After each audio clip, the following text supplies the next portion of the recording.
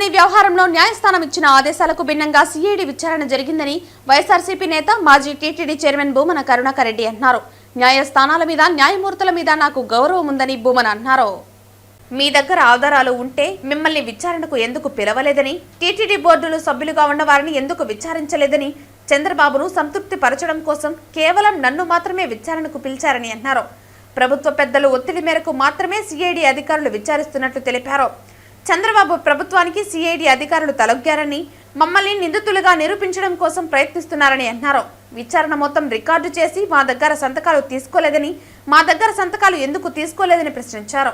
చంద్రబాబుకు న్యాయస్థానాల మీద గౌరవం లేదని భూమన ఆగ్రహం వ్యక్తం చేశారు. ఈ విచారణ ఏకపక్షంగా సాగింది అన్నది స్పష్టంగా అర్థమైపోతున్నది కదా. ఈ విచారణ వక్రమార్గం పట్టిందని అర్థమవుతున్నది కదా. ప్రజాస్వామ్యంలో మూల స్తంభాలుగా ఉన్నటువంటి ఎగ్జిక్యూటివ్ రాజకీయ వ్యవస్థ, అధికార రాజకీయ వ్యవస్థ రెండింటి మధ్యన వికృత అక్రమ సంబంధం ఉంది అన్నది అర్థమైపోయింది కదా. సిఐడి అధికారులు ప్రభుత్వ పెద్దలు ఎవరినైతే ఒత్తిడి పెట్టారో వాళ్లను మాత్రమే ఎందుకు పిలిచారు? అక్కడ న్యాయస్థానం ఆదేశాలు పాటించినారా? పాటించి ఉంటే నిష్పాక్షికంగా అది జరిగి ఉండాలి కదా. అందరినీ పిలవాల్సినటువంటి బాధ్యత మీ మీద ఉన్నది కదా. అంటే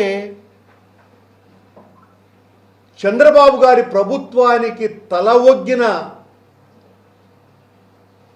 సిఐడి ఏసీబీ అధికారులు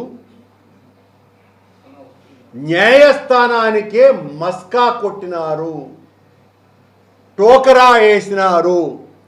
న్యాయస్థానం ఆదేశాల ముసుగును వేసుకొని మమ్మల్ని దోషులుగా, నిందితులుగా, నేరస్తులుగా, దొంగలుగా గత 3 నెలలుగా నిరంతరము ఈ పత్రికలలోనూ ఈ ప్రసార మాధ్యమాలలోనూ మమ్మల్ని తిట్టించటానికే ఈ విచారణను సాగించినారు.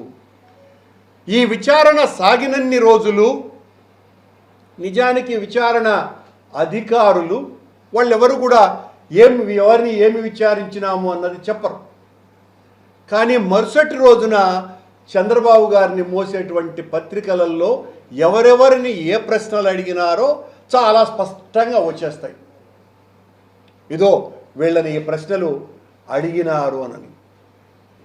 ఈ విచారణ అధికారులు విచారించినటువంటి ఆ కొద్ది మందినైనా, అంటే నాతో సహా,